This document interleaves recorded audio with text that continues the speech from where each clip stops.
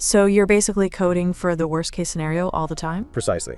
And that worst case scenario was often Outlook, which, even today, still presents its own unique set of challenges. Ah, Outlook. The bane of many an email developer's existence, I imagine. What makes it so special? Well, for a long time, Outlook used the Microsoft Word rendering engine to display HTML emails. Yes, you heard that right word. That meant that you had to deal with all sorts of weird quirks and limitations that you wouldn't expect in a modern email client. Things like limited CSS support, issues with background images, and a general tendency to mangle your carefully crafted layout.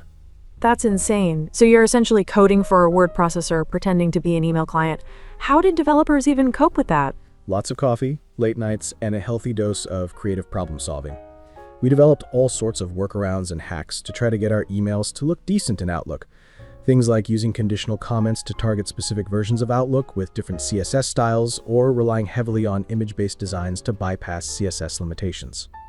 Conditional comments. That's a blast from the past. Are those still a thing? Believe it or not, yes, they still have their place, especially when dealing with older versions of Outlook.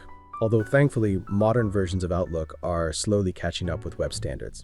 So things are getting better, albeit slowly. What are some of the biggest challenges developers face today when it comes to HTML email?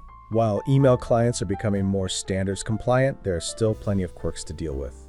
Mobile responsiveness is a huge one. Making sure your emails look good on everything from a tiny smartphone screen to a large desktop monitor requires careful planning and coding. Dark mode is another relatively recent challenge.